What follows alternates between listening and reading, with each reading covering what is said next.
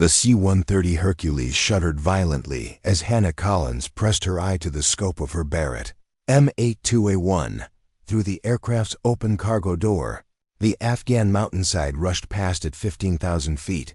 But her target wasn't on the ground, it was the hijacked passenger jet flying in perfect formation, just 300 meters off their starboard wing. Negative on the Barrett, Specialist Collins. Colonel Morrison's voice crackled through her headset. Stand down from sniper position. That's a direct order. Preparing and narrating this type of story took us long efforts and hard work.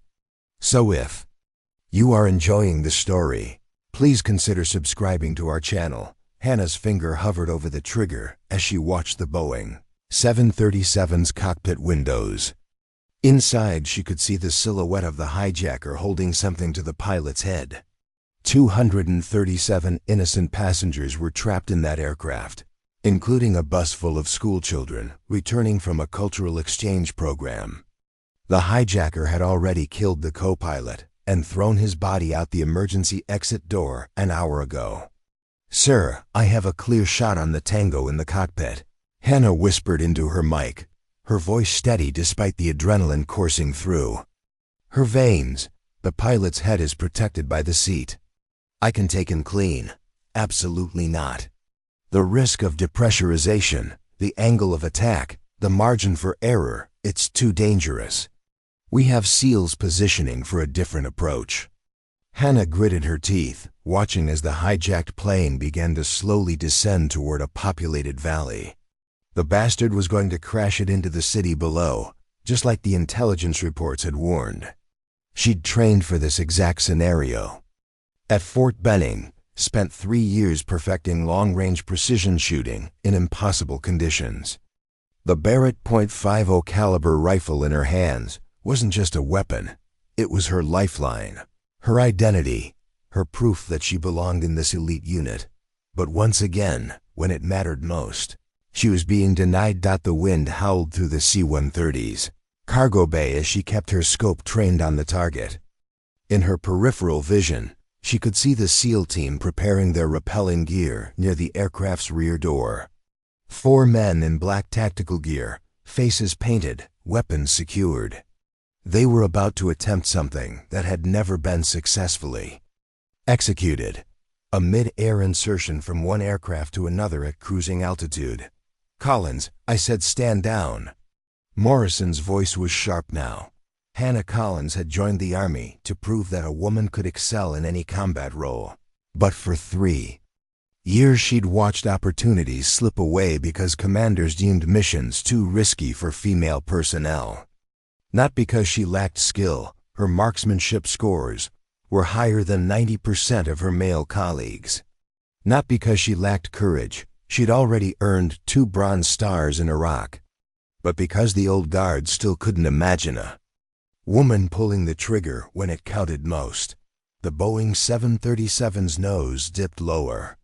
In less than 5 minutes, it would be too late for any rescue attempt. Hannah made her decision. She adjusted her scope for wind speed and the relative motion between aircraft, calculating the complex ballistics in her head. The Barrett M82A1 felt familiar in her hands, 50 pounds of precision engineering that had never let her down. Through her earpiece, she could hear the SEAL team leader coordinating with the pilot. "Razor team, this is control. We're moving to intercept position. Prepare for insertion in T-2 minutes. Copy that, control. Target aircraft is maintaining steady course. We'll breach through the forward emergency exit." Hannah knew the statistics. Mid-air insertions had a 60% failure rate under optimal conditions. In these circumstances, high altitude, unpredictable wind shear, a potentially unstable target aircraft, the odds dropped to less than 30%. And if the SEALs missed their mark or couldn't breach the aircraft fast enough, those 237 passengers would die. But a single .50 caliber bullet, placed with surgical precision, could end this crisis in seconds. The crosshairs in her scope aligned perfectly with the hijacker's center mass. She controlled her breathing, feeling her heart rate slow despite the chaos around her. This was what she'd trained for her entire career. This was her moment to prove that Hannah Collins belonged among the elite. Her finger tightened on the trigger. "Collins, stand down now or you'll face court-martial." The threat hung in the air, but Hannah Collins had made peace with the consequences. Sometimes doing what was right meant defying orders. Sometimes proving your worth meant risking everything you'd worked for. In the scope, she saw the hijacker raise his weapon toward the pilot's head. Hannah exhaled slowly and squeezed the trigger. The briefing room at Bagram Air Base buzzed with controlled tension as Hannah Collins studied the satellite images spread across the conference table. The pixelated aerial shots showed the Kabul airport tarmac, where Afghanistan Airlines Flight 447 sat motionless, surrounded by emergency vehicles and military personnel maintaining a careful perimeter. Intelligence indicates 3 hijackers, all armed with automatic weapons and explosive devices. Major Sarah Chun, the mission intelligence officer, pointed to enhanced photos of men boarding the aircraft earlier that morning. Primary target is Halil Nazir, suspected Taliban commander with ties to Al-Qaeda. The other 2 appear to be local recruits, probably expendable.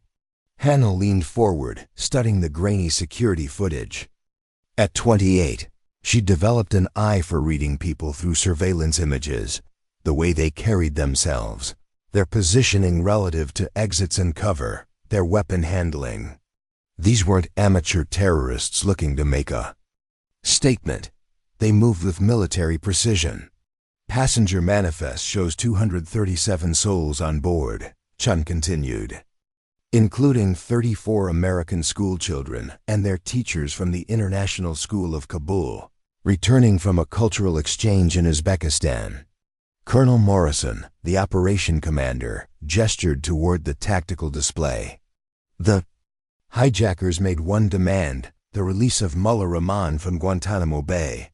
When we refused, they killed the co-pilot and pushed him out the emergency exit. That was 2 hours ago. Hannah's jaw tightened. She'd seen Rahman's file, a bomb maker, responsible for dozens of coalition casualties.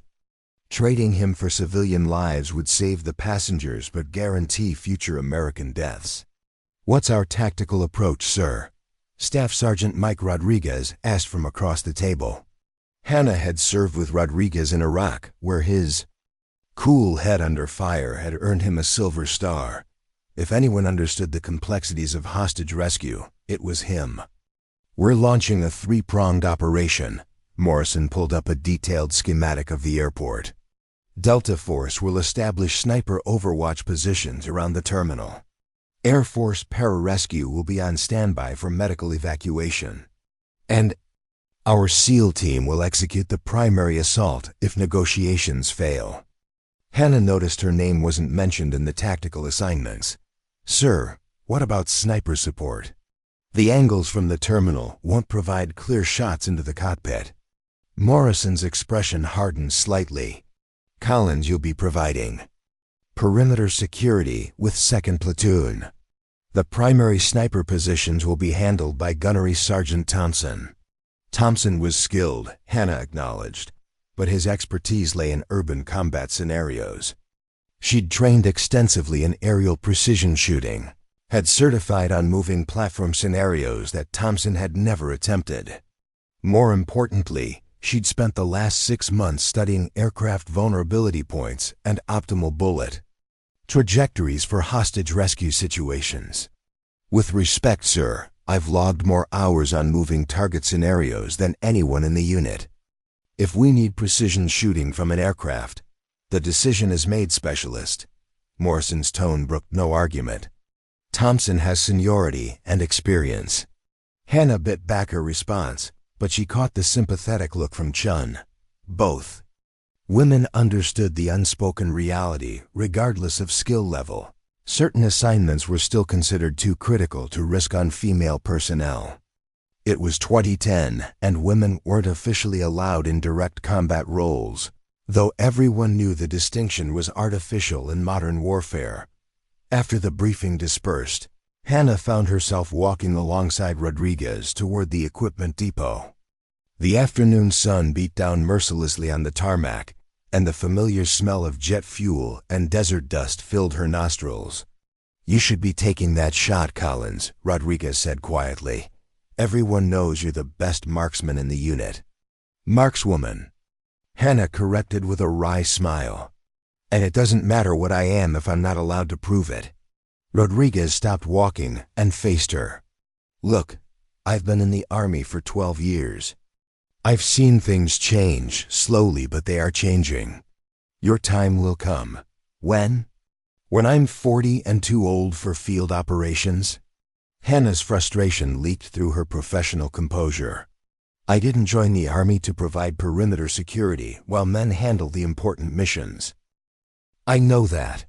But pushing too hard, too fast, is exactly what men do to advance their careers," Hannah finished. "The difference is when they push hard, they're called ambitious.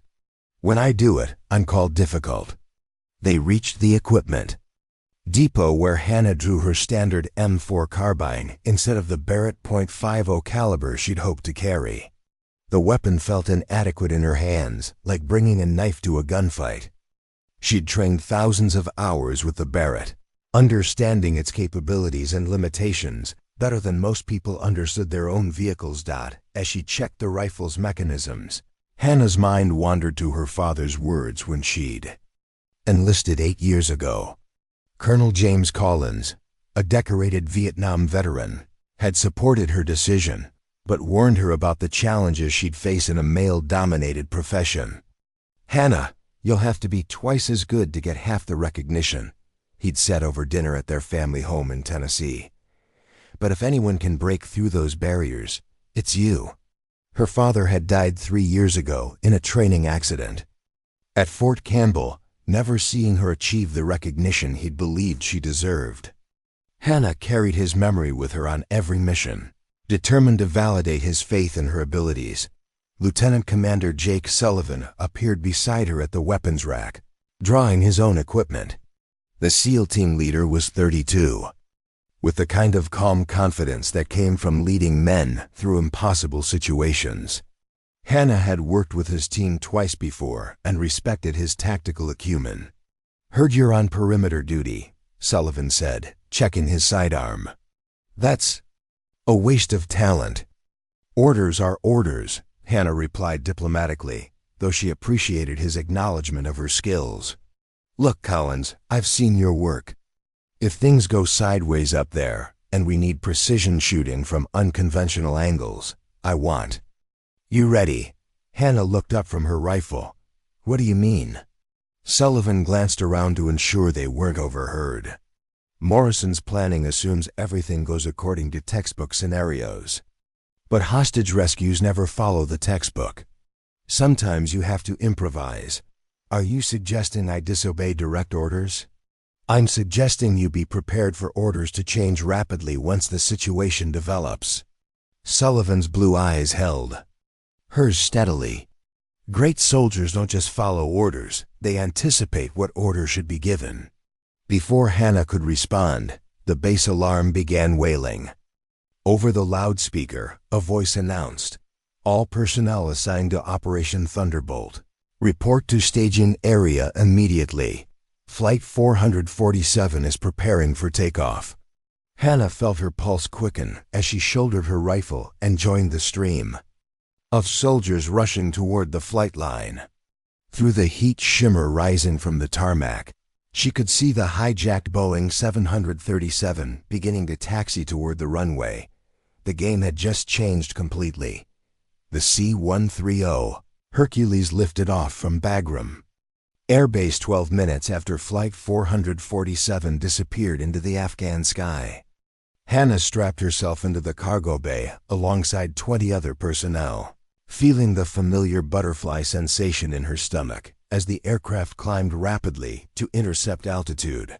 Through the small porthole windows, the Hindu Kush Mountains stretched endlessly in every direction, their snow-capped peaks piercing the crystal blue sky. Somewhere ahead in that vast expanse, 237 innocent people were flying toward an uncertain fate. Communications intercept confirms the aircraft is heading south-southwest. Major Chun's voice came through the internal communication system. Flight path suggests they're targeting either Kandahar or possibly crossing into Pakistani airspace. Colonel Morrison moved through the cargo bay, coordinating with various team leaders. His jaw was set in the grim expression Hannah had learned to recognize when missions deviated from original parameters. Airborne hostage rescues were exponentially more complex than ground-based operations, with variables that could shift by the second. Lieutenant Commander Sullivan huddled with his four-man SEAL team near the rear of the aircraft. Hannah could see them reviewing building blueprints, aircraft schematics. They were planning something Morrison hadn't mentioned in the briefing. Staff. Sergeant Rodriguez settled into the seat beside her, adjusting his headset. Control says we should have visual contact in about 15 minutes. The 737's cruising at 31,000 feet, but they're beginning to descend. Descending toward what? Hannah asked, though she suspected the answer would be troubling. Population centers. Jalalabad, then potentially Kabul itself if they turn back northwest. Hannah closed her eyes, visualizing the terrain and population. Density of eastern Afghanistan. If the hijackers intended to crash the aircraft into civilian targets, they had dozens of options: hospitals, schools, government buildings, even the American embassy compound. Collins, Morrison's voice cut through her thoughts. The colonel had appeared beside her seat, his expression unreadable. Change of assignment. I want you forward with the aircrew, monitoring radio communications and coordinating with ground assets. Hannah unbuckled her safety harness, confused. Radio monitoring was typically handled by communications specialists, not infantry soldiers. Sir, what about perimeter security duties? Rodriguez can handle your sector. Morrison's eyes held a strange intensity. I need someone with your linguistic skills forward. Hannah spoke fluent Pashto and Dari, but so did several other personnel. Aboard the aircraft, something else was happening, but Morrison clearly wasn't going to explain it in front of the other soldiers. She made her way toward the cockpit, passing the SEAL team's position.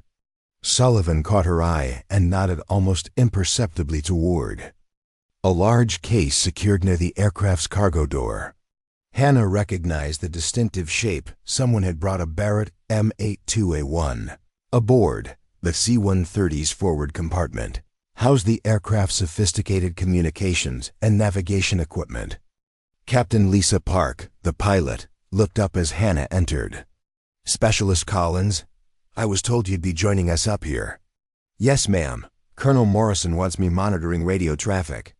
Park gestured toward a communications station equipped with multiple radio sets and computer terminals.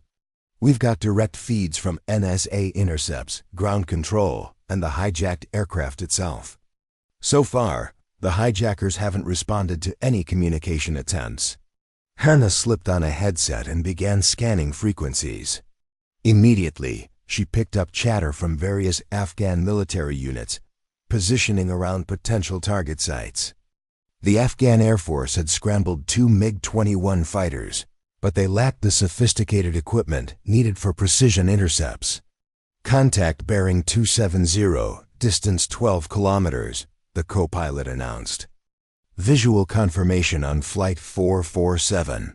Through the cockpit's windscreen, Hannah saw the Boeing 737 as a small speck against the mountainous horizon. As they drew closer, the hijacked aircraft grew larger, and she could make out details of its white fuselage with blue striping. They're maintaining steady course and altitude, Park observed. Whatever their plan, they're not in a hurry to execute it. Hannah studied the 737's flight pattern through binoculars. Professional pilots maintain smooth, economical flight paths, but this aircraft was making subtle course corrections every few minutes, never dramatic enough to alert ground control, but suggesting the person at the controls was unfamiliar with the aircraft systems. "Captain, I don't think their primary pilot survived the initial takeover," Hannah said. "Someone's flying that plane, but they're not comfortable with it." "That's both good and bad news," Park replied. "Good because they're less likely to execute complex maneuvers. Bad because they might crash unintentionally." A new voice crackled through Hannah's headset, Colonel Morrison calling from the cargo bay. "Collins, I need you back here for tactical coordination."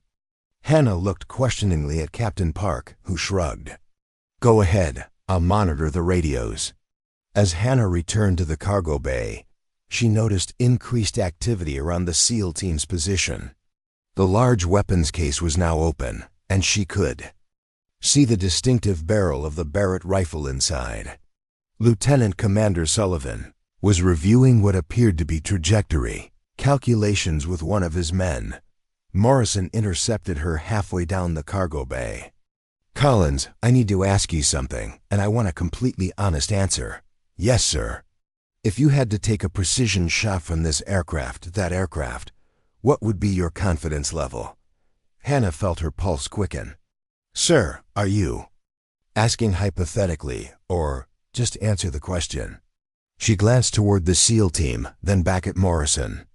"With the Barrett M82A1, accounting for relative wind speed, aircraft movement, and altitude differential, I'd put my confidence at 85% for center mass, 95% for stopping the target, even with the risk of aircraft depressurization."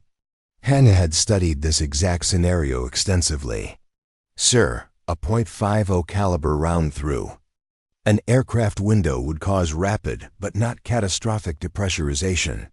Oxygen masks would deploy, and the pilot would have time to execute emergency descent procedures. The bigger risk would be if the shot missed and hit critical aircraft systems." Morrison was quiet for a long moment. "Collins, what I'm about to tell you doesn't leave this conversation. NSA intercepts suggest the hijackers have enough explosive material to bring down the aircraft regardless of our rescue attempts. They're not looking to negotiate, they're planning to crash it into a populated area as a terror attack." Hannah's blood ran cold. "How much time do we have?" "Intelligence estimates suggest they'll reach their target zone within 45 minutes. The SEAL team is preparing for a mid-air insertion, but double quotes." Morrison paused. "Jake Sullivan requested you as backup sniper support. He says his team's insertion plan has inherent risks, and he wants a precision shooting option available." Hannah looked toward Sullivan's team, understanding dawning. "Sir, you're asking me to prepare for a mission I've been officially excluded from. I'm asking you to be ready for orders that might change very rapidly once this situation develops." The same words Sullivan had used earlier. Hannah realized both men had been planning this contingency from the beginning, despite the official mission parameters. "What about Gunnery Sergeant Thompson?"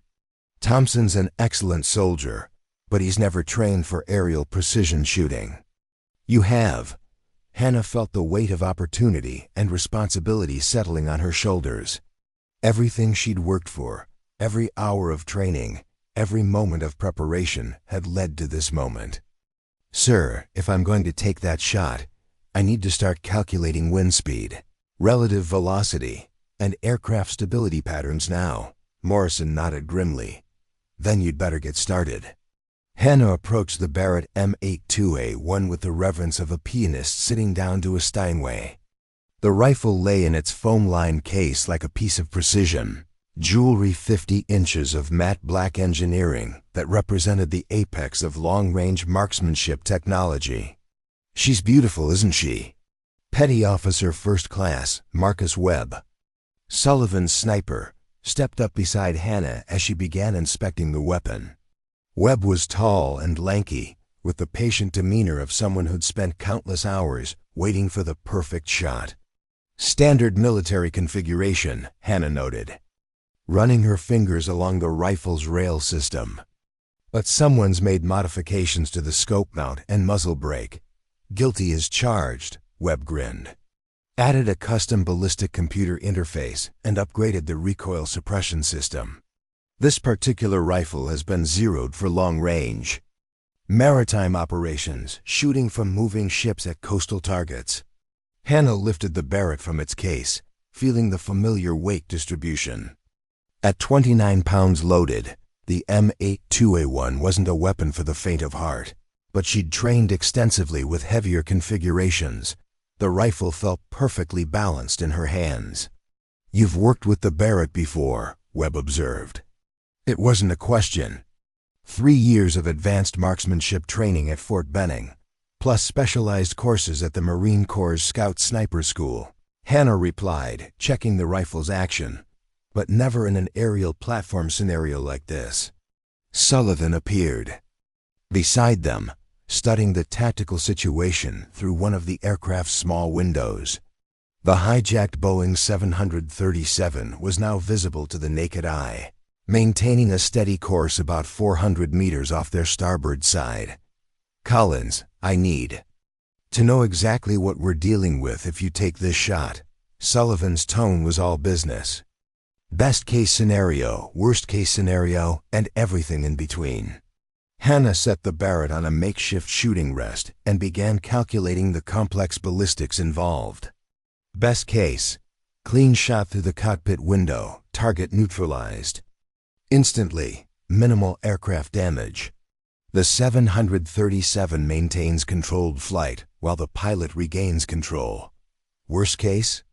I miss completely. The bullet penetrates critical aircraft systems, or causes catastrophic decompression that incapacitates the pilot along with the hijacker. Hannah paused, considering additional variables. Or the hijacker detonates explosives. As a dying act, Sullivan nodded grimly. What about middle ground scenarios? Target neutralized, but aircraft suffers controlled decompression. Emergency descent required, but the pilot maintains enough control to attempt an emergency landing. Hannah looked through the Barrett's scope, studying the 737's flight characteristics. "Commander, there's something else. Watching that aircraft's flight pattern, I don't think whoever's flying it has extensive aviation experience." "Meaning?" "The course corrections are inconsistent with commercial pilot training. Too abrupt, too frequent. It's like someone who's learned to fly on simulators but never mastered the subtleties of actual flight control." Rodriguez joined their group, carrying his own rifle and wearing a concerned expression. "Just got word from ground control. Intelligence intercepted communication suggesting the hijackers plan to crash the aircraft into the Kabul International Airport terminal building. They're timing it for maximum casualties shift change when the terminal's most crowded." Hannah felt ice form in her stomach. The airport terminal housed thousands of travelers, workers, and military personnel at any given time. A Boeing 737 carrying 237 passengers and loaded with fuel would create devastation on the scale of the September 11th attacks. "How much time?" Sullivan asked. 38 minutes until they reach Kabul airspace," Rodriguez replied. "After that, maybe 5 minutes before impact." Sullivan turned to Hannah. "I need a decision. My team can attempt the insertion, but the odds aren't good. High altitude, unpredictable aircraft stability, limited breach options. If we miss our approach or can't neutralize all the hijackers fast enough... double quotes Hannah understood. Sullivan was asking her to be the primary option, not the backup. "Sir, I need to see the target clearly before I can commit to the shot."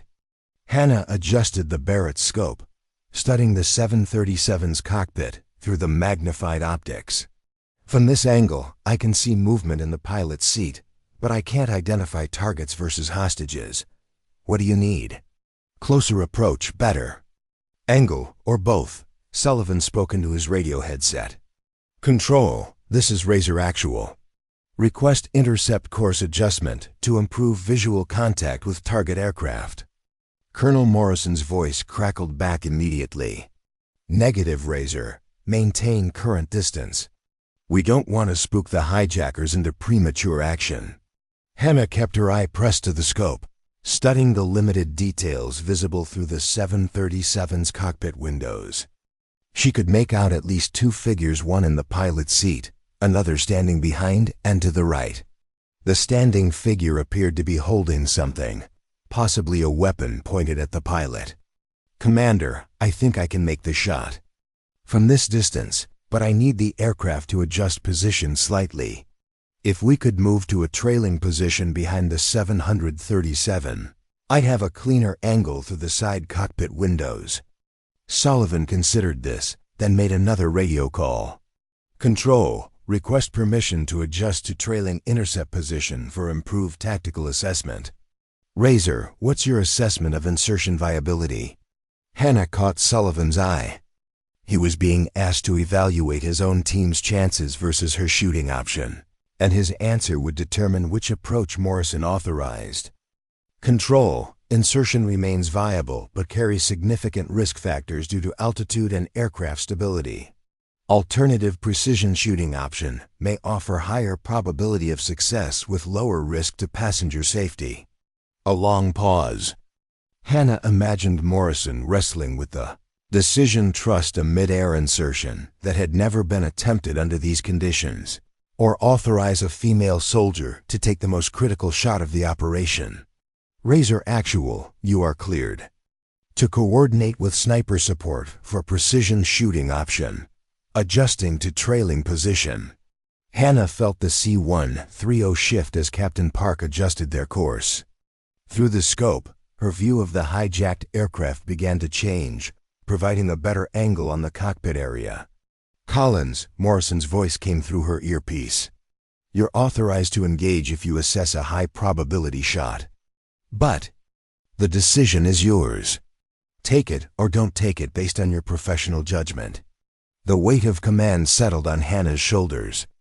Morrison was placing the lives of 237 passengers, plus potentially thousands of airport personnel, in her hands. Success would save hundreds of lives and prove her capabilities beyond doubt. Failure would end her career and possibly result in catastrophic casualties. Hannah adjusted the Barrett's position, bracing it against the aircraft structure for maximum stability. Through the scope, the hijacked 737 grew larger as their aircraft moved into trailing position. She could now clearly see two figures in the cockpit, one seated at the controls, another standing behind him with what appeared to be an assault rifle. "I have positive identification on the hijacker," she reported. "Adult male, approximately 6 feet tall, armed with what appears to be an AK-47. He's positioned behind the pilot's seat, weapon trained on the pilot's head. Do you have a clear shot?" Sullivan asked. Hannah studied the angle, the aircraft's relative motion, and the dozens of variables that could affect bullet trajectory. Wind speed between the aircraft, altitude-induced air density changes, the 737's subtle course corrections, even the slight vibration from the C-130's engines. Affirmative. "I have a clear shot." Her finger moved to the Barrett's trigger guard. Hannah's world narrowed to the circle of magnified vision provided by the Barrett's scope. Through the crosshairs, she could see the hijacker's profile as he stood behind the pilot's seat. His AK-47 pointed downward at an angle that suggested the muzzle was pressed against the pilot's neck or shoulder. The Boeing 737 was flying remarkably steady for an aircraft under control of inexperienced hijackers, but Hannah could detect the subtle variations that indicated stress in the cockpit. Minor altitude fluctuations, slight course corrections that a commercial pilot would execute more smoothly. These tiny inconsistencies would affect her shot calculation. "Range to target?" Hannah asked quietly into her microphone. 340 meters, bearing steady," Webb replied, consulting his range-finding equipment. "Target aircraft maintaining 31,000 feet, airspeed approximately 420 knots. Hannah made micro-adjustments to her scope, accounting for the relative velocity between aircraft. The .50 caliber bullet would travel at roughly 2,800 feet per second, meaning she needed to lead the target by several feet to account for the 737's forward motion during the bullet's flight time. Wind speed between aircraft? She asked. Crosswind from the northwest, approximately 15 knots, gusting to 20. Captain Park's voice came through the communication system from the cockpit. Atmospheric pressure is stable at this altitude. Hannah absorbed the information, her mind automatically calculating the complex trigonometry involved in the shot. The wind would push her bullet slightly off course, requiring her to aim into the crosswind. The altitude meant thinner air, which would affect bullet trajectory but also reduce wind resistance. Collins, Colonel Morrison's voice cut through. Her concentration. Update on ground situation. Intelligence confirms the target is Kabul International Airport. The hijackers have enough explosive material to level the entire terminal complex. You're looking at potential casualties in the thousands if that aircraft reaches its target. The stakes couldn't be higher. Hannah forced herself to breathe steadily, maintaining the calm focus that had carried her through 3 years of combat operations. This shot would define her career and potentially save more lives than she'd ever imagined possible. Through the scope, she watched the hijacker shift position, slightly moving to the pilot's left side. The movement provided a cleaner angle for her shot, reducing the risk of hitting the pilot if the bullet deviated even slightly from its intended path. I'm going to take the shot, Hannah announced, her voice steady despite the magnitude of the moment. Wait, Lieutenant Commander Sullivan's voice carried a note of concern. Collins, I'm seeing something through binoculars. There might be more than one hijacker in the cockpit. Hannah kept the scope trained on her primary target while processing Sullivan's information. If there were multiple hijackers forward of the passenger compartment, her single shot might not end the crisis. But it would certainly eliminate the immediate threat to the pilot's life. How many hostiles do you count, Commander? I can see your primary target clearly, and what might be a second individual near the cockpit door. Difficult to confirm from this angle. Hannah's tactical training kicked in. Even if a second hijacker remained in the cockpit after she eliminated the first, the pilot would have a fighting chance to regain control of the aircraft. And Sullivan's SEAL team could still attempt their insertion to neutralize remaining threats. Sir, recommend I engage the primary target. Even if additional hostiles remain, eliminating the immediate threat to the pilot gives us our best chance of preventing a crash. Agreed, Morrison's voice came through the communication system. You are cleared to engage when ready. Hannah settled into her shooting position, feeling the Barrett's familiar weight against her shoulder. She'd fired this exact rifle hundreds of times during training, but never with so many lives depending on a single bullet. Through the scope, the hijacker appeared almost close enough to touch. She could see details of his clothing, the way he held his weapon, even the tension in his posture that suggested he was as stressed as everyone else involved in this aerial crisis. Hannah controlled her breathing, feeling her heart rate slow. Despite the circumstances, this was the zone she'd trained to achieve a state of calm focus, where external pressure dissolved and only the shot mattered. Her finger moved to the trigger. Taking the shot, she whispered. The Barrett M82A1 erupted, with a sound like thunder contained in a metal tube. The massive rifle's recoil drove back against Hannah's shoulder, but she rode it expertly, keeping the scope trained on the target area. Through the magnified optics, she saw the .50 caliber bullet impact the Boeing 737 side cockpit window. The reinforced glass spiderwebbed instantly, and she glimpsed the hijacker spinning away from his position behind the pilot's seat. Target down, Hannah called out. I have positive hit on primary hostile. But even as she spoke, she could see that something was wrong. The hijacked aircraft's nose was dropping rapidly, and the 737 began rolling to the left in a steep banking turn. The pilot's been hit, Captain Park's voice was tight with concern. "The aircraft is entering an uncontrolled descent." Hannah kept her scope trained on the cockpit, trying to assess the situation. Through the damaged window, she could see movement, but couldn't determine whether the pilot was conscious or injured. "Distance to target area?" Hannah asked, dreading. "The answer: 28 minutes to Kabul at current heading and speed," Rodriguez replied. "But if the aircraft continues descending at this rate, it'll impact terrain in less than 15 minutes. Hannah felt the weight of unintended consequences settling on her shoulders. She'd successfully eliminated the primary threat, but the aircraft was now in potentially greater danger than before. Had her bullet injured the pilot along with the hijacker? Or was the pilot simply struggling to regain control after the sudden decompression? "Commander Sullivan, what's the status on your insertion team?" Hannah asked. "Still preparing, but the target aircraft's erratic flight path makes insertion extremely dangerous. We need that 737 to stabilize before we can attempt a breach." Hannah watched through the scope as the Boeing 737 continued its steep descent and banking turn. If the pilot was incapacitated, 237 passengers were going to die regardless of the hijacker's intentions. If he was conscious but struggling with aircraft control, they might have minutes to attempt a rescue. "Captain Park, can you match the 737's descent rate and flight path?" Hannah asked. "We can try, but why?" "Because if there's still a chance to save those passengers, we need to get Sullivan's team aboard that aircraft."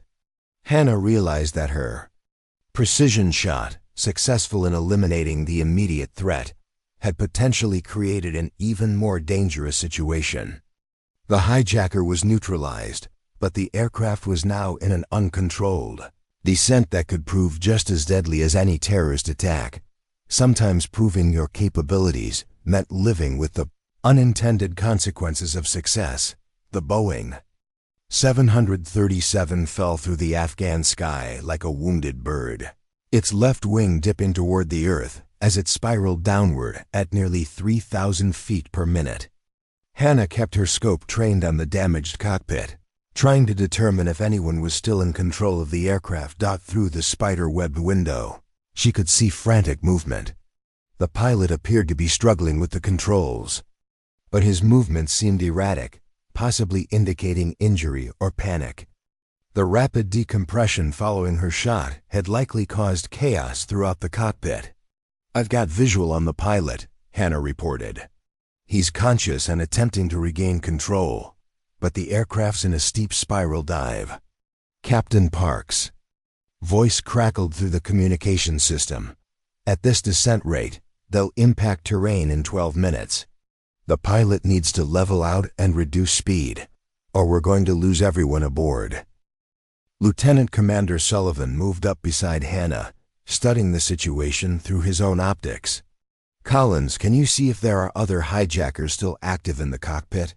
Hannah adjusted her scope's focus, scanning the visible portions of the 737's forward compartment.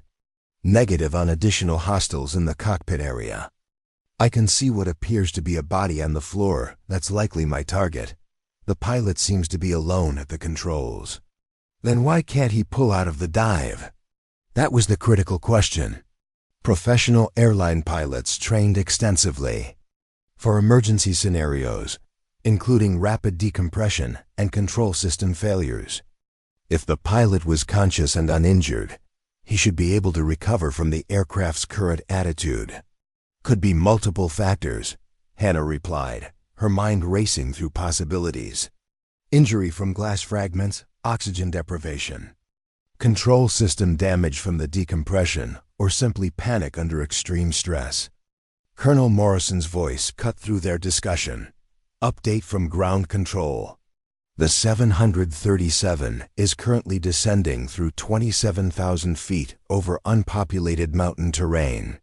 If the pilot can't recover, the aircraft will impact approximately 15 kilometers northeast of Jalalabad."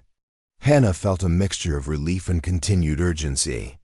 At least the immediate threat to Kabul International Airport was neutralized, but 237 innocent lives were still in mortal danger. Commander Sullivan, what's your assessment for emergency insertion under these conditions? Sullivan studied the erratically maneuvering aircraft through binoculars. Extremely difficult, but not impossible. The 737's spiral descent is actually more predictable than random evasive maneuvers would be. If Captain Park can match their flight path closely enough, we might be able to breach through an emergency exit. What do you need from us? Close approach, within 50 meters if possible, and synchronized flight path to minimize relative motion between aircraft. Sullivan turned to his team. Gear up for emergency insertion. Standard breaching charges, medical supplies, and someone qualified to assist with aircraft control if the pilot's incapacitated. Petty Officer Webb looked up from his equipment. Sir, Rodriguez has civilian pilot certification. He could potentially help with aircraft control if needed. Hannah had forgotten about Rodriguez's background. Before enlisting, he'd worked as a flight instructor at a small airport in Texas. His experience was with single-engine aircraft. Not commercial jets, but it was better than nothing. Rodriguez, you're with the insertion team, Sullivan decided. Collins, I need you maintaining overwatch with that Barrett. If we encounter additional hostiles aboard the 737, or if the situation deteriorates further, you might need to take additional precision shots. Hannah nodded, though the prospect of firing more rounds into an aircraft already struggling for survival made her stomach clench. Her first shot had eliminated the immediate terrorist threat, but potentially created a new crisis. She couldn't afford to make the situation worse. Captain Park's voice came through the communications system. All personnel, prepare for close formation flying. I'm going to match the 737's descent rate and flight path for SEAL team insertion. The C-130 banked sharply to the left, and Hannah felt her stomach drop as they entered a controlled dive. Through the aircraft's small windows, she could see the Afghan landscape rushing upward toward them. Barren mountains, deep valleys, and the occasional glimpse of villages that looked like scattered toys from this altitude. Distance between aircraft decreasing to 100 meters, Park announced. Insertion team, prepare for breach attempt. Hannah watched through her scope as Sullivan's four-man team prepared their equipment near the K-130's rear cargo door. They'd replaced their standard insertion gear with emergency boarding tools, specialized breaching charges designed to create entry points in aircraft emergency exits without causing catastrophic structural damage. Collins, I need continuous updates on the 737's cockpit situation, Sullivan called out. Any sign of additional hostiles, changes in pilot status, anything that might affect our insertion. Hannah maintained her scope focus on the Boeing's forward compartment. The pilot appeared to be fighting desperately with the controls, but the aircraft's spiral dive continued unabated. Through the damaged side window, she could see loose papers and debris floating in the cockpit, evidence of the rapid decompression that had followed her shot. Pilot appears to be conscious but struggling with aircraft control, Hannah reported. I can see him working the controls, but the aircraft isn't responding normally. Could be hydraulic failure from the decompression, Rodriguez observed, checking his own equipment. If the bullet damaged pressurization systems near critical flight controls, the pilot might not have full authority over the aircraft. Hannah felt another stab of responsibility for the unfolding crisis. Her precision shot had been tactically successful. The primary hijacker was eliminated, and the immediate threat to populated areas was neutralized. But the unintended consequences were potentially just as deadly as the original terrorist plot. 50 meters and closing, Captain Park announced. SEAL team, you have a 30-second window for insertion attempt. Through her scope, Hannah watched the drama unfolding in the 737's cockpit. The pilot suddenly looked up and to his left, apparently noticing the C-130's close approach. For a moment, their eyes seemed to meet across the void between aircraft, and Hannah saw a mixture of desperation and hope in the man's expression. "He sees us," Hannah reported. "The pilot's aware of our presence." Sullivan's team moved into position. At the cargo door, their specialized equipment ready. The wind howled through the opening as the two aircraft flew in close formation, separated by less than 50 meters of empty sky. "Target aircraft is beginning to level out," Captain Park observed. "The pilot's regaining some control." Hannah felt a surge of hope as she watched the Boeing 737's nose begin to rise slightly, reducing the steepness of its descent. Maybe the pilot was overcoming whatever factors had initially prevented him from recovering from the dive. But her optimism was short-lived. "Contact, contact." Rodriguez's voice was sharp with alarm. "I've got movement in the passenger compartment. Multiple hostiles moving toward the cockpit." Hannah shifted her scope toward the 737's passenger windows, trying to assess the new threat. Through the small aircraft windows, she could see figures moving rapidly up the aisle, at least two, possibly three individuals heading toward the front of the aircraft. The crisis was far from over. Hannah's scope swept along the Boeing 737's fuselage, tracking movement through the passenger compartment windows. The aircraft's banking motion made observation difficult, but she could clearly see at least two figures forcing their way through the cabin toward the cockpit. "I count two hostiles moving forward through the passenger section," Hannah reported. "They appear to be armed and moving with purpose toward the flight deck." Lieutenant Commander Sullivan cursed under his breath as he watched the developing situation. His insertion team was positioned for immediate deployment, but the presence of additional hijackers complicated the tactical picture significantly. "Collins, can you get a clear shot on the hostiles in the passenger compartment?" Hannah adjusted her scope, trying to find a firing solution through the 737's small passenger windows. The angle was poor, and the risk of hitting innocent passengers was unacceptably high. Negative on clean shots. Too many civilians in the line of fire, and the aircraft's movement makes precision targeting impossible.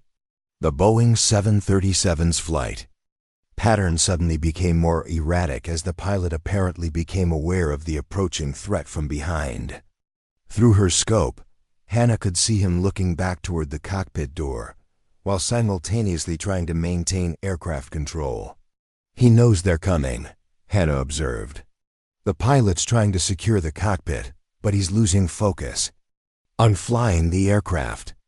As if responding to her words, the 737's nose dropped again, resuming its dangerous spiral dive toward the Afghan mountains below. Staff Sergeant Rodriguez appeared beside Sullivan, strapping on emergency insertion gear. "Sir, if those hostiles reach the cockpit before we can insert, they'll kill the pilot and crash the aircraft anyway. We need to go now." Sullivan studied the tactical situation through binoculars, weighing impossible odds. A mid-air insertion under these conditions was already extraordinarily dangerous. Attempting it while the target aircraft was in an uncontrolled descent, with active hostiles aboard, bordered on suicidal, but 237 innocent lives hung in the balance. "Captain Park, can you bring us closer? Within 25 meters?" "Sir, at that distance, any sudden movement from either aircraft could result in a collision." Park's voice carried evident concern. "Understood. Do it anyway." Hannah felt the C-130 adjust course, moving even closer to the struggling Boeing 737.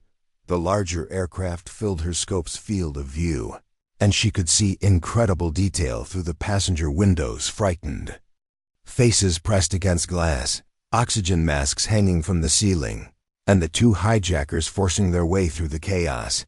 "I've got eyes on one of the hostiles," Hannah reported.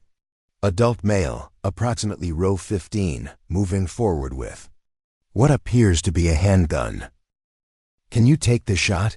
Hannah studied the geometry carefully. The passenger windows were much smaller than the cockpit windscreen, and the aircraft's relative motion made the targeting solution extremely complex. More critically, innocent passengers were seated throughout the cabin. Negative. Too much risk of civilian casualties. Sullivan made his decision.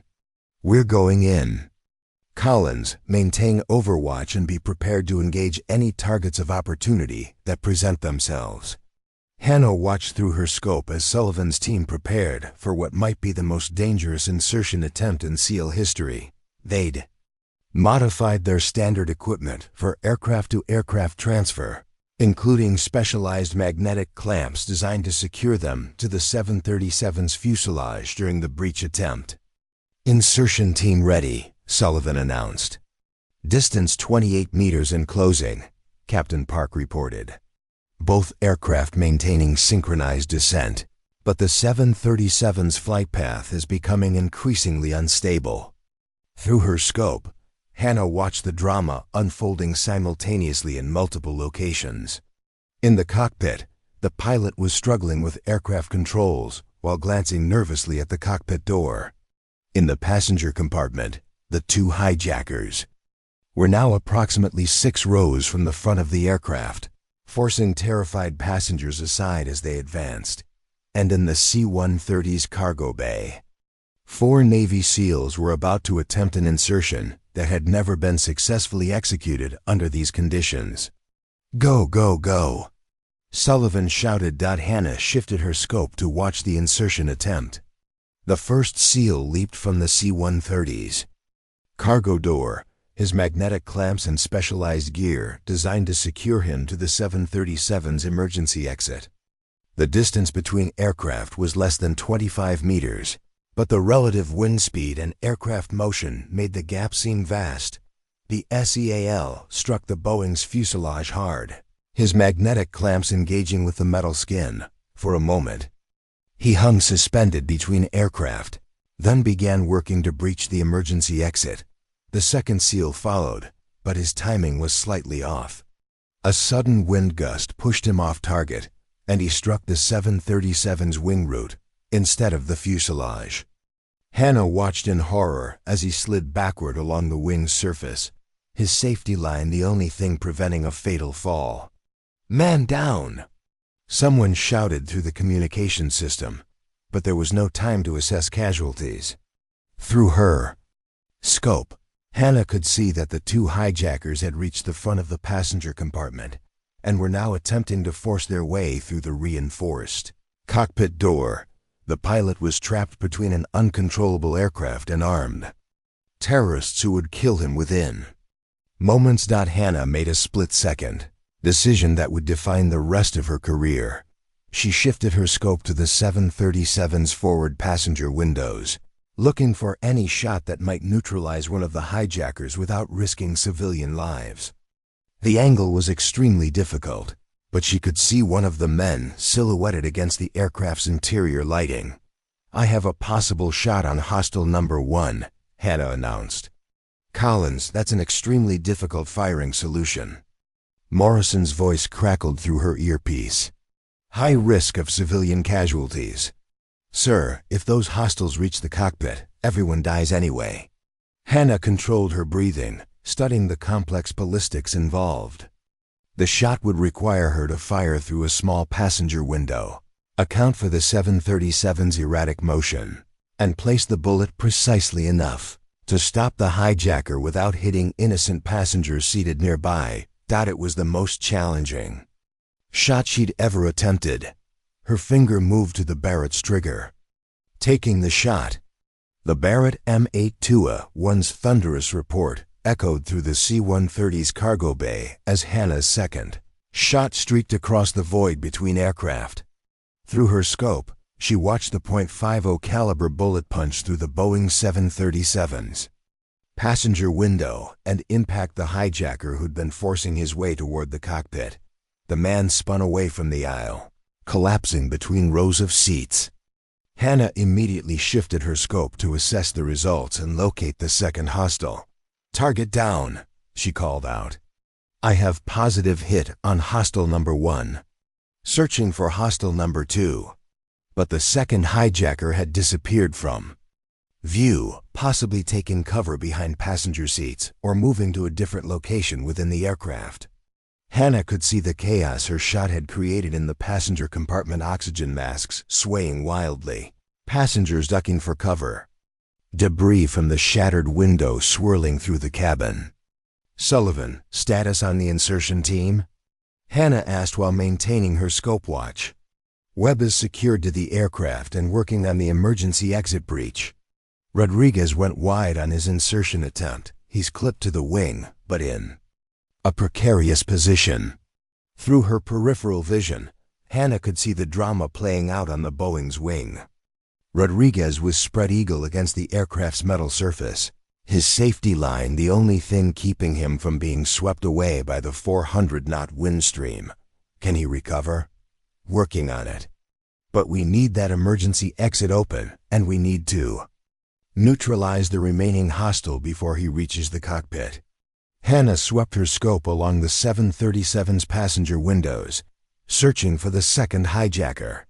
The man seemed to have vanished, which was almost more dangerous than having him in sight. An invisible enemy could be anywhere, planning anything. "Collins," Captain Park's voice came through the communication system. "The 737's descent rate is increasing again. We're losing altitude fast, currently passing through 22,000 feet. Hannah glanced at her altimeter. They'd lost nearly 9,000 feet since her first shot 30 minutes ago. At this rate, they'd reach ground level in less than 10 minutes, regardless of any rescue attempts. "I've got movement in the cockpit," she reported suddenly. "The pilot's looking back toward the cabin. Something's happening up there." Through the damaged cockpit window, Hannah could see the pilot turning in his seat, apparently responding to some threat from behind. His movement suggested someone was attempting to force entry into the flight deck. The remaining hijacker must have reached the cockpit door, Hannah concluded. "Sir, I need a better angle on the forward section of the aircraft." Sullivan spoke into his radio. "Captain Park, can you adjust our position to give Collins a cleaner shot at the cockpit area?" "Roger that. Adjusting to port side approach." The C-130 banked left, changing their relative position to the hijacked aircraft. Hannah felt the familiar sensation of G-forces as their pilot maneuvered to provide her with optimal firing angles. Through her scope, she now had a clearer view of the Boeing's cockpit and forward passenger section. What she saw made her blood run cold. "I've got visual confirmation on hostile number 2, Hannah reported. "He's forced his way into the cockpit and has a weapon trained on the pilot." The tactical situation had deteriorated rapidly. One hijacker neutralized, but the remaining terrorist had achieved his objective of reaching the flight controls. The pilot was now flying under direct threat of execution, which explained the aircraft's erratic flight behavior. "Collins, do you have a shot?" Hannah studied the cockpit through her scope, analyzing the positions of the hijacker and pilot relative to the aircraft structure. The terrorist was standing immediately behind the pilot's seat, his weapon pointed downward at the back of the man's head. Possible shot, but extremely difficult. The hijacker's positioned directly behind the pilot. Any deviation in my bullet trajectory could hit both targets. "What do you need?" "The hijacker needs to move at least 2 feet to either side to give me a clean shot that won't endanger the pilot." As if responding to her tactical assessment, the situation in the cockpit suddenly changed. The pilot appeared to be arguing with the hijacker, gesturing toward the aircraft's control panel. Hannah could see both men's profiles now as they faced each other. "I have a cleaner angle now," Hannah announced. "The hostile has moved to the pilot's right side." But even as she spoke, the Boeing 737's flight characteristics changed dramatically. The nose dropped into a steep dive that was far more pronounced than their previous descent pattern. "Jesus Christ!" Captain Park's voice was sharp with alarm. "That aircraft's in a near vertical dive. Descent rate approaching 8,000 feet per minute. Hannah kept her scope trained on the cockpit, trying to understand what was happening. Through the magnified optics, she could see the pilot fighting desperately with the controls, while the hijacker stood beside him, apparently shouting orders or threats. "I think the hijacker's forcing the pilot to crash the aircraft," Hannah reported. "The dive angle is too steep to be accidental or the result of control problems." The tactical picture became crystal clear in Hannah's mind. The remaining hijacker had abandoned the original plan to fly the aircraft into Kabul International Airport. Instead, he was forcing the pilot to crash immediately, possibly realizing that rescue forces were closing in and deciding to complete his mission in whatever form possible. 237 innocent passengers were about to die unless she took an impossibly difficult shot under the most challenging conditions imaginable. "Distance to ground impact?" Hannah asked. "At current descent rate, approximately 4 minutes," Rodriguez's voice crackled through the radio. He was still clinging to the 737's wing, but had managed to secure himself in a more stable position. "Sullivan, what's the status on emergency exit breach?" "Webb's got the door partially open, but he can't complete the breach while the aircraft's in this steep a dive. The G-forces are too extreme." Hannah realized that she was the only person in position to prevent the aircraft's crash. Sullivan's insertion team couldn't complete their mission under current flight conditions. The pilot couldn't regain control while under direct threat from the hijacker, and ground-based rescue assets were powerless to intervene at this altitude and distance. Everything came down to a single shot from a Barrett M82A1, fired from one aircraft to another while both were in steep dives at 400 knots. "Collins, Colonel." Morrison's voice cut through her concentration. "What's your confidence level for this shot?" Hannah studied the target through her scope, calculating the impossible ballistics involved. Both aircraft were now descending at extreme angles, creating relative motion vectors that were constantly changing. The hijacker was positioned next to vital aircraft controls. A missed shot could disable the flight systems, even if the pilot regained control. "Sir, honestly, this is the most difficult shot I've ever attempted. Multiple moving platforms, extreme angles, target positioned near critical aircraft systems." Hannah paused, watching the terrorist through her crosshairs. "But if I don't take it, everyone aboard that aircraft dies in approximately 3 minutes. Then take the shot." Hannah felt the familiar calm settle over her as she entered the zone where external pressure disappeared, and only the fundamentals of marksmanship mattered. Breathing, trigger control, sight alignment, and the complex mathematics of ballistics under impossible conditions. Through her scope, she could see the hijacker's profile clearly. He was young, probably in his early 20s, with the intense expression of someone committed to dying for his cause. His weapon remained trained on the pilot, who was struggling frantically with controls that might no longer be able to pull the aircraft out of its death dive. Hannah controlled her breathing, feeling her heart rate slow despite the circumstances. This was what 3 years of advanced marksmanship training had prepared her for, a moment when precision shooting skills could mean the difference between mass casualties and successful rescue. Her finger tightened on the Barrett's trigger, taking the shot. The Barrett M82A1's massive report shattered the air between aircraft as Hannah's third shot of the mission streaked toward the Boeing 737's cockpit.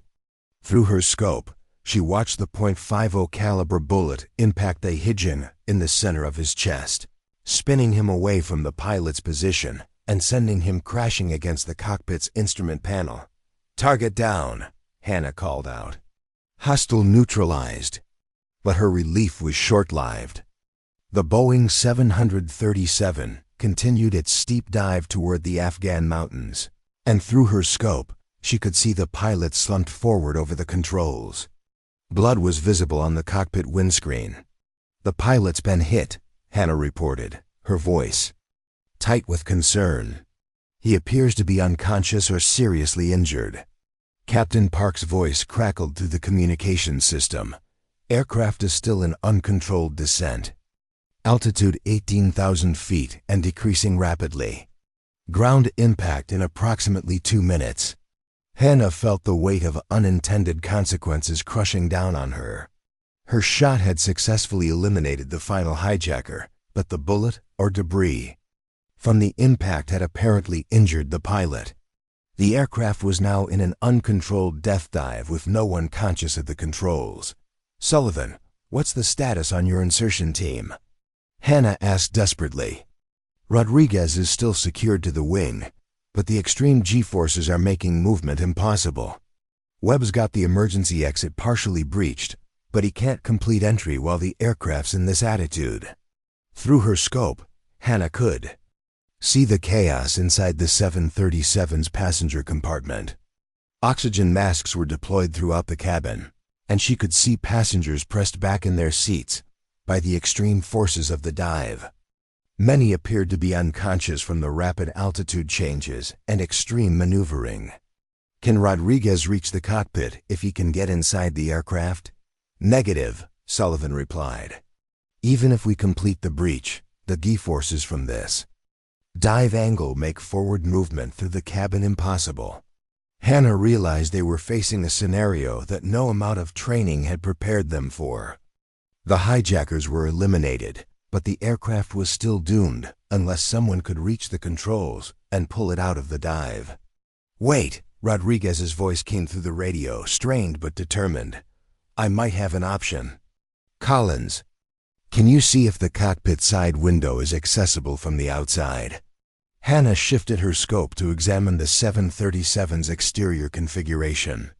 The aircraft's design included small side windows in the cockpit area, but they were positioned high on the fuselage and would be extremely difficult to reach from the wing position where Rodriguez was secured.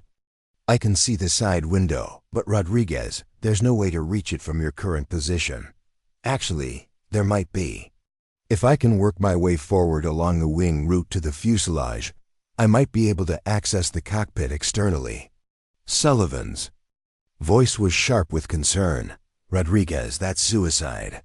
At 400 knots, the wind pressure will tear you off the aircraft." "Sir, 237 people are going to die in 90 seconds, unless someone reaches those controls. I'm the only person in position to attempt it." Hannah watched through her scope as Rodriguez began moving along the Boeing's wing surface, fighting against incredible wind forces while the aircraft continued its steep dive toward the mountain terrain below. His safety line was his only protection against being swept away into the slipstream. "Altitude 15,000 feet, Captain Park announced. "Descent rate holding steady at 7,500 feet per minute." Hannah could see the Afghan landscape rushing upward through her scope's peripheral vision. Rocky outcroppings, steep valleys, and scattered patches of vegetation that would mark the final resting place of Flight 447, unless Rodriguez could accomplish the impossible. "Collins, I need continuous updates on the cockpit situation," Rodriguez called out, his voice nearly lost in the wind. Noise. "Is the pilot showing any signs of consciousness?" Hannah focused her scope on the Boeing's flight deck. The pilot remained slumped forward over the controls, apparently unconscious from blood loss or impact injuries. His hands had fallen away from the control yoke, leaving the aircraft's fate to gravity and aerodynamics. Pilot appears unconscious. No movement, no response to aircraft attitude changes. Rodriguez had worked his way to the junction between the wing and fuselage, positioning himself near the cockpit's side structure. Hannah could see him preparing some kind of breaching equipment, possibly explosive charges designed to create an opening in the aircraft's skin. "Rodriguez, what's your plan?" Sullivan asked. "I'm going to breach the cockpit side panel and try to reach the controls from outside the aircraft. It's not standard procedure, but nothing about this situation is standard." Hannah felt her heart racing as she watched Rodriguez prepare for what might be the most dangerous rescue attempt in aviation history.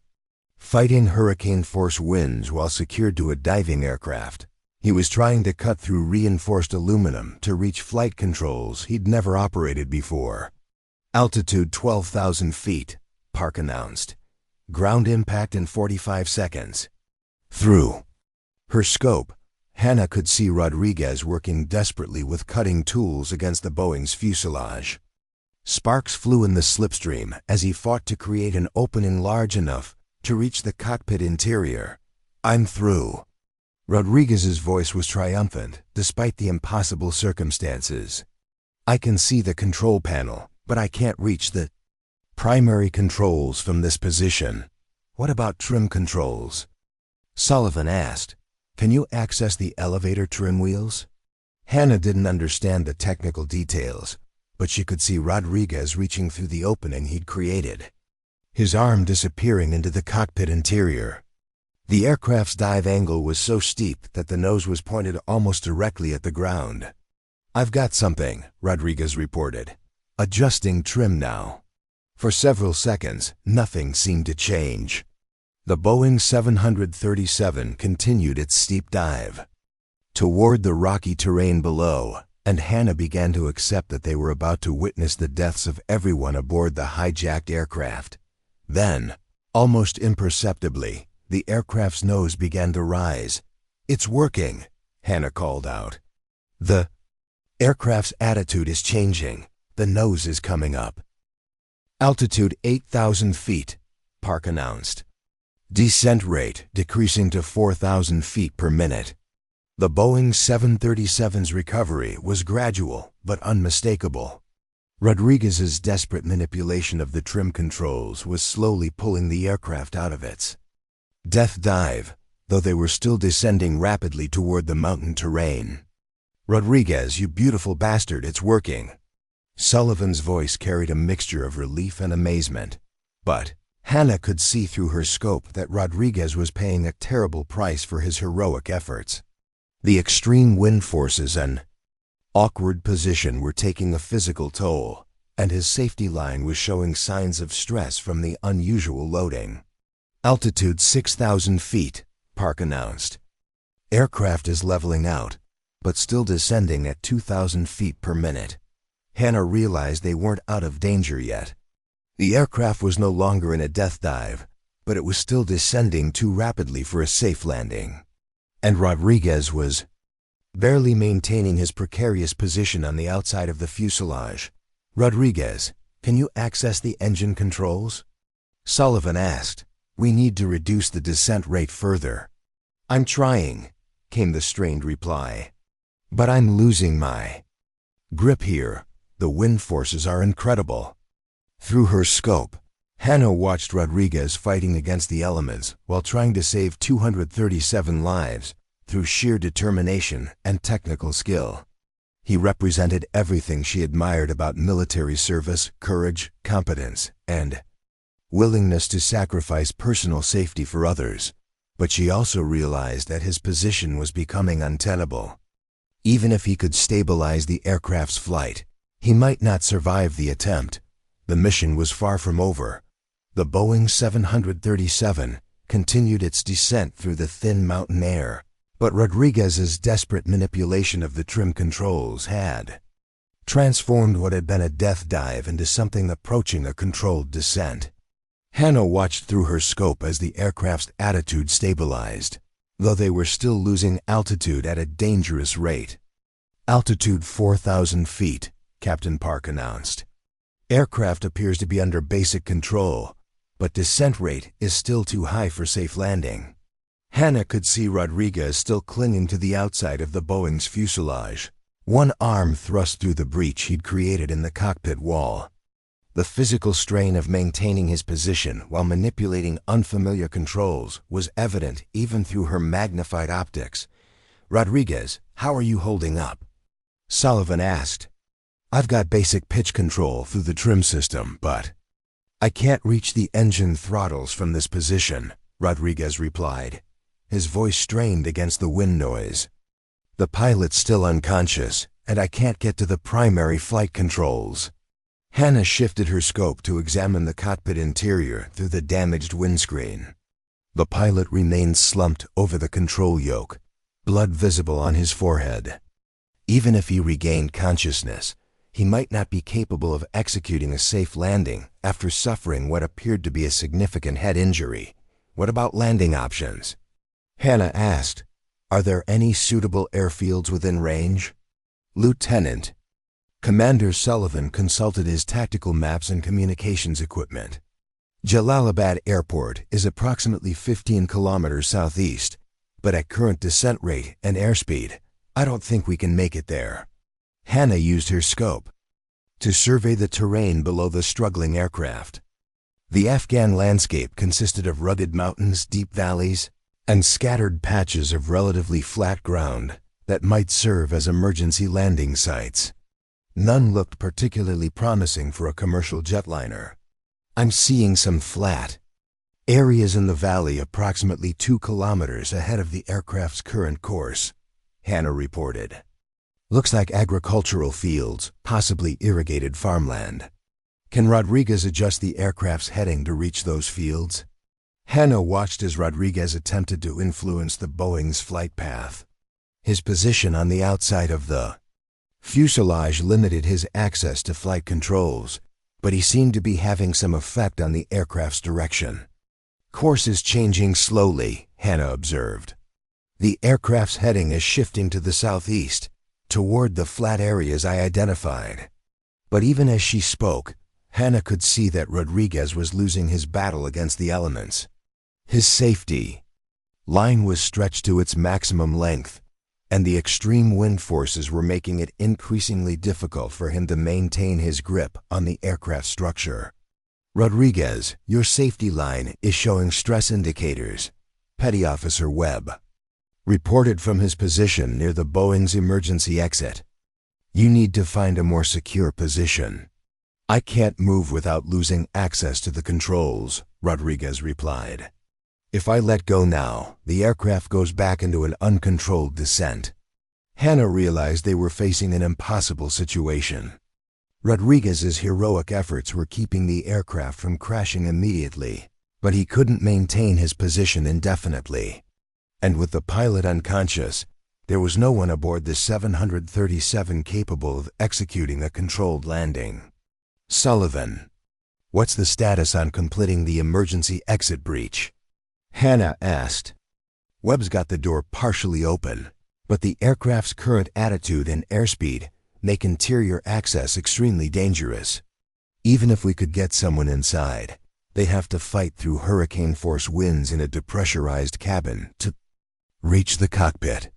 Hannah studied the tactical situation through her scope, looking for any solution that might save the 237 passengers aboard the hijack aircraft. The Boeing was now flying at approximately 2,000 feet above ground level, still descending but in a more controlled manner thanks to Rodriguez's intervention. Through the passenger windows, she could see that some of the occupants were beginning to regain consciousness as the aircraft's flight became less violent. Oxygen masks were deployed throughout the cabin, and flight attendants were moving through the aisles, apparently checking on passenger welfare. I'm seeing movement in the passenger compartment, Hannah reported. Flight attendants are active, and some passengers appear to be conscious and responsive. Any sign of qualified personnel who might be able to assist with aircraft control? Sullivan asked. Hannah swept her scope along the passenger windows, looking for anyone who might have aviation experience. Commercial flights often carried off-duty pilots or other aviation professionals who could assist in emergency situations. Negative on positive identification, but it's difficult to assess individual qualifications from this angle. The Boeing 737 was now flying over increasingly flat terrain as it approached the agricultural valley Hannah had identified earlier. The fields below appeared to be recently harvested, providing relatively smooth surfaces that might be suitable for an emergency landing. Rodriguez, can you see the landing area ahead? Anna asked. Affirmative. Looks like our best option, but I still can't access the landing gear controls from this position. We're going to have to attempt a belly landing. Hannah felt her stomach clench at the prospect. Belly landings were extremely dangerous under the best circumstances, and attempting one with an unconscious pilot and improvised external flight controls was almost certainly fatal. What's the survival rate for belly landings with commercial aircraft? Hannah asked. Sullivan consulted his technical manuals. Depends on numerous factors: approach speed, surface conditions, aircraft attitude at touchdown. Under optimal conditions, maybe 60% survival rate. Under these conditions. He trailed off, unwilling to voice the grim statistics. Hannah knew the statistics without being told. A Boeing 737 attempting a belly landing on rough terrain at high speed with an unconscious pilot had a survival rate approaching 0. But Rodriguez was still fighting to save every life aboard that aircraft, even at the cost of his own. Altitude. 1,000 feet, Captain Park announced. Aircraft is approaching the valley floor. Rodriguez, you need to find a way to reduce airspeed, or the impact forces will be unsurvivable. Through her scope, Hannah could see Rodriguez straining against the wind forces, trying to reach additional controls through the breach in the cockpit wall.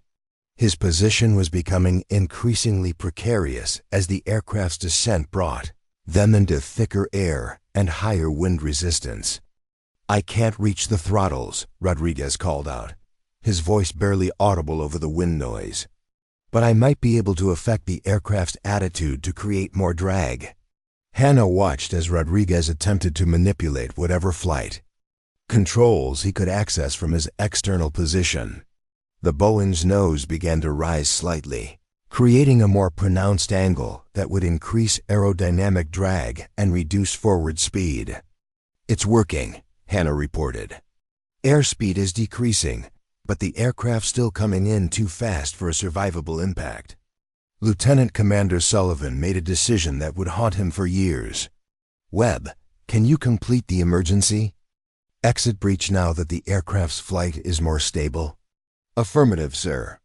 The reduced violence of the flight path makes interior access possible. Do it. Get inside that aircraft and see if you can find anyone qualified to assist with the landing attempt. Hannah watched through her scope as Webb completed his breach of the Boeing's emergency exit and disappeared into the aircraft's interior. The depressurized cabin would be a nightmare of wind, debris, and terrified passengers, but Webb was there. Only hope of finding additional help. 500 feet, Park announced. Ground impact in approximately 30 seconds. The agricultural fields below looked deceptively smooth from altitude, but Hannah could see irrigation ditches, fence lines, and other obstacles that could tear apart a landing aircraft. The Boeing 737 was approaching at what appeared to be nearly 200 knots, far too fast for any survivable ground contact. Then, through her scope, Hannah saw something that made her heart leap. Movement in the Boeing's cockpit. The pilot's regaining consciousness, she called out. I can see him lifting his head, reaching toward the controls. Rodriguez's voice crackled through the radio. I can see him too. He's trying to reach the control yoke, but he's disoriented from the head injury. Can you guide him? Sullivan asked. I'm trying, but I don't know if he can process instructions in his current condition. Hannah watched the desperate drama unfolding in the Boeing's cockpit. The pilot was conscious, but clearly struggling with confusion and injury. Rodriguez was shouting instructions through the breach in the fuselage, trying to guide the injured man through emergency landing procedures, while fighting to maintain his own grip on the aircraft. 300 feet, Park announced, through her scope. Hannah could see the pilot's hands fumbling with the controls. His movements were uncoordinated, but he seemed to be responding to Rodriguez's shouted instructions. The aircraft's nose dropped slightly as the pilot apparently managed to adjust the flight attitude. He's got partial control, Rodriguez reported. But I don't think he can execute a proper landing approach. Hannah realized they were witnessing one of the most desperate rescue attempts in aviation history. An injured pilot, guided by shouted instructions from a soldier clinging to the outside of the aircraft. trying to land a damaged Boeing 737 on rough terrain, with 237 lives hanging in the balance. 200 feet, Park announced. Impact imminent. The Boeing 737 was now so low that Hannah could see individual features of the landscape rushing beneath it. Irrigation canals, farm buildings, a narrow road that ran parallel to the aircraft's approach path. The landing site looked increasingly unsuitable as they approached at ground level, but Rodriguez wasn't giving up. Through her scope, Hannah could see him making one final, desperate adjustment to whatever controls he could reach. The aircraft's attitude changed slightly, nose rising to create a more pronounced flare for touchdown. 100 feet, Park called out. Hannah held her breath as she watched the Boeing 737 approach the ground at what still appeared to be fatal speed. The aircraft was flying barely 50 feet above the earth, its landing gear still retracted, heading for a belly landing on terrain that could tear the fuselage apart. 50 feet, 25 feet, contact. The Boeing 737 struck the earth with a sound like thunder mixed with grinding metal. Hannah watched through her scope as the aircraft's belly contacted the ground, sending up enormous clouds of dust and debris. The plane bounced once, became airborne for a few seconds, then slammed down again with devastating force. For a moment, the aircraft seemed to be sliding relatively smoothly across the agricultural field. Then it hit the first irrigation ditch. The Boeing's nose pitched down violently as the front of the fuselage struck the concrete-lined channel. Hannah watched in horror as the aircraft began to cartwheel, the left wing tip digging into the ground and spinning the massive aircraft around its longitudinal axis. Jesus Christ, Sullivan breathed. The 737 rolled completely over, its fuselage cracking along multiple stress points as it tumbled across the field. Pieces of the aircraft were thrown in every direction: seats, luggage, sections of the cabin. Structure. Through the chaos, Hannah could see human figures being ejected from the disintegrating aircraft. Rodriguez. Webb's voice crackled through the radio. Rodriguez, do you copy? No response. The Boeing 737 came to rest upside down, approximately 800 meters from its initial ground contact point. The fuselage was broken into 3 major sections, with the cockpit and forward passenger compartment separated from the rest of the aircraft. Smoke was beginning to rise from multiple locations along the wreckage. Captain Park, get us on the ground immediately, Sullivan ordered. Emergency medical response, all available personnel. Hannah kept her scope trained on the wreckage, searching for signs of life. The crash had been devastating, but she could see movement near some of the debris field survivors who had been thrown clear of the aircraft, or who were attempting to evacuate from the broken fuselage sections. I've got survivors, Hannah reported, multiple individuals moving near the forward section of the wreckage. The C-130 banked sharply as Captain Park searched for a suitable landing site. The agricultural valley offered several flat areas that could accommodate their aircraft, though none were actual airstrips. There, Sullivan pointed toward a straight section of road that ran alongside the crash site. Can you put us down on that road? It's going to be tight, but doable, Park replied. Hannah felt the familiar sensation of rapid descent as their pilot lined up for an improvised landing on the narrow rural road. Through her scope, she could see more activity around the 737's wreckage, people crawling away from the debris, others helping fellow passengers escape from the broken aircraft sections. But there was still no sign of Rodriguez. The C-130 touched down hard on the dirt road, bouncing twice before Captain Park managed to bring the aircraft to a controlled stop. Before the engines had fully spooled down, Sullivan's team was already moving toward the cargo door. Collins, you're with me, Sullivan ordered.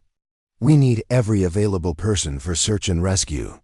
Hannah secured the Barrett M82A1 and grabbed her medical kit, following Sullivan toward the aircraft's exit. The Afghan afternoon sun was blindingly bright after hours in the dimly lit cargo bay, and the smell of aviation fuel and smoke filled the air. The scene on the ground was chaotic, but encouraging. Hannah could see dozens of passengers scattered around the crash site, many injured but clearly alive. Flight attendants were moving among the survivors, providing first aid and organizing evacuation from the most dangerous areas near the burning. "Wreckage, spread out," Sullivan ordered his team. "Medical triage, survivor evacuation, and search for Rodriguez." He was on the outside of the aircraft when it went down. Hannah jogged toward the forward section of the wreckage, where the cockpit had separated from the main fuselage. If Rodriguez had maintained his position during the crash, he would be somewhere in this area. She found him pinned beneath a section of the aircraft's wing, unconscious but breathing. His safety line had held during the crash, but the forces involved had slammed him against the ground with tremendous impact. "I need medical assistance," Hannah called out. "Rodriguez is down, serious injuries but alive." As Navy corpsmen rushed to provide medical aid, Hannah looked around at the broader crash scene. What she saw filled her with amazement and professional pride. Of the 237 passengers and crew aboard Flight 447, more than 180 had survived the crash. Many were injured, some seriously, but they were alive. The agricultural field had absorbed much of the impact energy, and the aircraft's breakup had actually dissipated forces that would have been fatal in a more rigid structure. Collins, Sullivan, appeared beside her, his face streaked with smoke and dust. "What's Rodriguez's status?" "Alive, but he needs immediate medical evacuation. Possible spinal injuries, definite concussion, multiple fractures." Sullivan nodded grimly. "He saved them, Collins. That crazy bastard saved 180 lives by refusing to let go of those controls." Hannah looked around at the survivors being treated by rescue personnel. Many were children from the school group that had been returning from their cultural exchange. They were frightened, some were injured, but they were alive because Rodriguez had risked everything to guide their aircraft to a survivable crash. "Landing. What about the pilot?" Hannah asked. "Conscious and responsive. Head injury, but he'll recover fully. He says Rodriguez's instructions were the only reason he was able to maintain any control during the final approach." Hannah felt a complex mixture of emotions as she surveyed the crash scene. Her precision shooting had eliminated the terrorist threat, but had also contributed to the crisis that nearly killed everyone aboard the aircraft. Rodriguez's heroic actions had saved the majority of passengers, but at tremendous personal cost. "Sir," Hannah said quietly, "I need to file a complete after-action report on my shooting decisions. There will be questions about civilian casualties, rules of engagement, unauthorized weapons usage." Sullivan looked at her with an expression of deep respect. "Collins, you made split-second decisions under impossible circumstances that saved hundreds of lives. The formal review will reflect that reality." Hannah Collins stood at attention in her dress blue uniform as Secretary of Defense Robert Gates approached the podium. The Pentagon's Hall of Heroes was filled with military officials, family members, and media representatives gathered for a ceremony that would mark a historic moment in military gender integration. "Specialist Hannah Collins," Secretary Gates began, "your actions during Operation Thunderbolt represent the highest traditions of military service and exceptional courage under fire. Your precision marksmanship skills, demonstrated under the most challenging conditions imaginable, directly resulted in the elimination of terrorist threats and the preservation of civilian life." Hannah's father would have been proud to see this moment. After 3 years of fighting for recognition and opportunity, she was finally receiving acknowledgement for her capabilities, rather than being sidelined because of her gender. "Furthermore," Gates continued, "the joint investigation into Operation Thunderbolt has concluded that your decisions to engage hostile targets, while not explicitly authorized through normal command channels, were tactically sound and entirely justified given the circumstances. The investigation had been thorough and sometimes uncomfortable.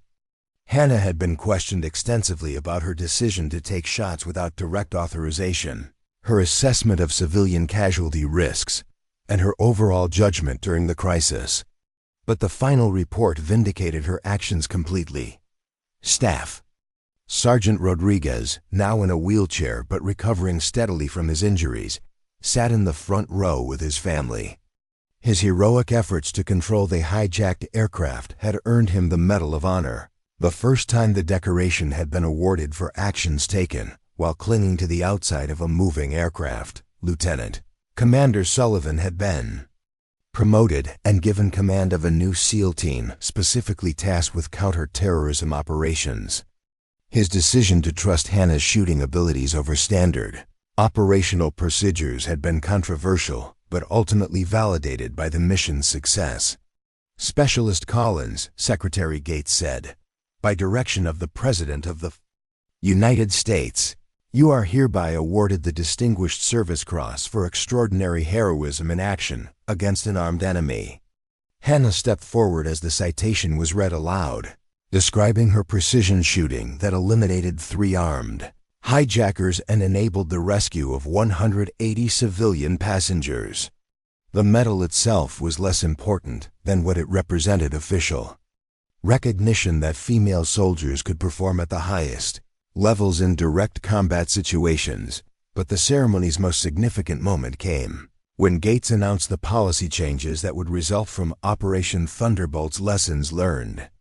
Effective immediately, the Department of Defense is implementing new guidelines for the assignment of female personnel in combat roles. The exceptional performance demonstrated by Specialist Collins and other female service members has proven that gender is not a determining factor in combat effectiveness. Hannah felt a surge of pride and vindication. The barriers that had constrained her career for 3 years were finally beginning to fall, not through political pressure or social advocacy, but through demonstrated competence under fire. After the ceremony, Hannah found herself surrounded by young female soldiers seeking advice and inspiration. She remembered her own frustration at being excluded from critical missions and the determination it had taken to prove her capabilities. "The most important thing," she told one young sergeant, "is to be ready when opportunity comes. Train harder than everyone else, master your skills completely, and never accept being told you're not qualified if you know you are." Rodriguez wheeled over to join the conversation, his injuries apparent but his spirits undiminished. "Collins saved my life and 180 others with 3 shots from a Barrett rifle. That's precision shooting under impossible conditions. Gender had nothing to do with it, skill and courage did." Instructor Sergeant First Class Hannah Collins stood behind the firing line, watching a mixed group of male and female soldiers attempt long-range precision shooting exercises. The integration of women into combat roles had proceeded faster than anyone expected, driven by operational necessities and proven performance records. "Remember," Hannah called out to her students, "precision shooting is 90% mental preparation and 10% trigger control. You need to understand ballistics, wind reading, target assessment, and environmental factors before you even pick up the rifle." Among her students was Private Sarah Chun, a 19-year-old from California who reminded Hannah of herself at that age, determined, skilled, and frustrated by limitations placed on her because of her gender. Those limitations were largely gone now, but the cultural changes were still ongoing. Instructor Collins, Private Chen, asked during a break between shooting exercises, "Is it true that you once shot hijackers out of a moving airplane?" Hannah smiled, remembering the countless times she'd been asked about Operation Thunderbolt. The story had taken on almost legendary status within military circles, sometimes exaggerated, but always inspiring to young female soldiers. "The situation was more complex than that," Hannah replied diplomatically. "But yes, precision shooting from aircraft to aircraft is possible under the right conditions, with proper training and equipment." What Hannah didn't mention was that she still woke up some nights thinking about the weight of those decisions. The lives saved, the risks taken, the unintended consequences of each shot. Command responsibility in combat situations involve moral complexities that no amount of training could fully prepare you for. "Ma'am," another student asked, "what's the most important lesson from that mission?" Hannah considered the question carefully. There were tactical lessons about ballistics and marksmanship, leadership lessons about decision-making under pressure, and policy lessons about gender integration in military roles. But the most important lesson was more fundamental. When you're given the opportunity to prove your capabilities, Hannah said, you need to be ready to accept the full consequences of success or failure. That means training to standards higher than what's required, understanding your equipment better than anyone else, and being prepared to make decisions that might save lives or cost them. She paused, looking out at the firing range where her students were grouped around their rifles. And sometimes it means being willing to disobey orders when you know you're the only person in position to prevent a catastrophe. That afternoon, Hannah received a call from Lieutenant Commander Sullivan, now operating out of Naval Special Warfare Command in Virginia Beach. "Collins, I've got a situation that requires someone with your specific skill set," Sullivan said. Without preamble. Aircraft-based precision shooting, hostage rescue scenario, impossible conditions. Hannah felt the familiar surge of adrenaline that came with high-stakes missions.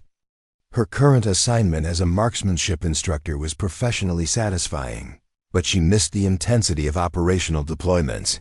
What's the target? Somali pirates have taken a container ship with 23 American crew members. They're holding the vessel in international waters, and traditional rescue approaches aren't viable because of the ship's size and the number of hostages. Hannah understood immediately. Maritime hostage rescue operations were even more challenging than aircraft scenarios, with the added complications of ocean swells, wind patterns that changed by the minute, and targets that could be concealed anywhere within a massive ship. "You want me to provide sniper support for a SEAL insertion?" "Actually, I want you to lead the precision shooting element. Full operational authority. Pick your own team. Coordinate directly with Task Force Command." Hannah felt the significance of the offer. Sullivan was asking her to command the sniper element of a major counter-terrorism operation, a position that would have been impossible for a female soldier just a few years earlier. "When do we deploy? 12 hours, and Collins?" "Bring that Barrett rifle. I have a feeling you're going to need it." Master Sergeant Hannah Collins steadied her Barrett M82A1 against the helicopter's stabilized shooting platform, studying the hijacked container ship through her scope. The vessel was enormous, over 800 feet long and riding high in the water with its cargo of commercial containers stacked 6 levels high. Somewhere aboard that ship, 23 American merchant sailors were being held hostage by Somali pirates, who had proven they were willing to kill captives rather than negotiate. Intelligence suggested the pirates were planning to execute hostages at sunset unless their ransom demands were met. "Range to target?" Hannah asked her spotter, Staff Sergeant Maria Vasquez, one of the female soldiers who had followed Hannah's path into combat roles. 1,200 meters and steady, Vasquez replied. Wind from the southeast at 12 knots, gusting to 15. Target vessel is maintaining course and speed. Hannah calculated the complex ballistics involved in the shot. Shooting from a helicopter to a moving ship presented challenges similar to the aircraft-to-aircraft engagement that had made her career, but with the added variables of ocean swells and salt air that could affect bullet trajectory. "I have eyes on 3 hostiles on the bridge wing," Hannah reported to Sullivan, who was coordinating the assault from a nearby Navy destroyer. "One appears to be holding a weapon on what looks like a crew member. Can you take the shot?" Hannah studied the target through her scope. The range was longer than her famous shots during Operation Thunderbolt, but the conditions were more stable. No aircraft movement, No extreme altitude, no time pressure measured in seconds. Affirmative. High confidence shot on primary target. You are cleared to engage. Hannah controlled her breathing, feeling the familiar calm settle over her as she entered the zone where external pressure dissolved and only marksmanship fundamentals mattered. This was what 8 years of advanced training had prepared her for, using precision shooting skills to save lives and defeat those who threatened innocent people. Her finger tightened on the Barrett's trigger, taking the shot. The massive rifles. Report echoed across the Indian Ocean as Hannah's bullet streaked toward the container ship. Through her scope, she watched the .50 caliber round impact the pirate leader center mass, spinning him away from his hostage and sending him crashing against the ship's superstructure. "Target down," Hannah called out. "Hostile neutralized." Sullivan's voice crackled through her earpiece. "Outstanding shot, Collins. SEAL teams are moving in for final assault." As Hannah watched the rescue operation unfold through her scope, she reflected on the journey that had brought her to this moment. From a young soldier fighting for recognition and opportunity, to the precision shooter who had proven that gender was irrelevant when lives hung in the balance, the Barrett M82A1 had been her tool of proof, the instrument through which she demonstrated capabilities that had previously been denied to female soldiers. But more importantly, it had been the means by which she saved hundreds of lives and opened doors for the next generation of women in combat roles. "Ma'am," Vasquez said quietly, "that was beautiful shooting." Hannah smiled, remembering her own words to the young soldiers at Fort Benning. When opportunity came, you had to be ready. And when you proved yourself under fire, you earned the right to take on even greater challenges. The Barrett M82A1 might have been denied to her initially, but she had ultimately earned the right to carry it through demonstrated excellence under the most demanding conditions imaginable. Sometimes proving your worth meant defying orders. Sometimes it meant accepting responsibility for decisions that could save or cost lives. And sometimes it meant being the person willing to take the shot that no one else could make. Hannah Collins had taken that shot multiple times under impossible conditions, and she'd never missed when it mattered most. If this epic tale of Hannah Collins and her Barrett .50 cal captured your imagination, please show your support by hitting that like button and sharing this story with anyone who appreciates great military fiction. Your engagement helps us continue creating these novel-length narratives that dive deep into the human experience under extreme pressure. Don't forget to subscribe to the channel and ring that notification bell so you never miss our latest stories. We have so many more incredible tales planned, stories of heroism, sacrifice, and ordinary people doing extraordinary things when the stakes couldn't be higher. Thank you for joining me on this remarkable journey. Until our next adventure together, stay strong, stay curious, and remember that sometimes the most important battles are fought by those who were told they couldn't fight at all. Subscribe now, and let's continue exploring these amazing stories together.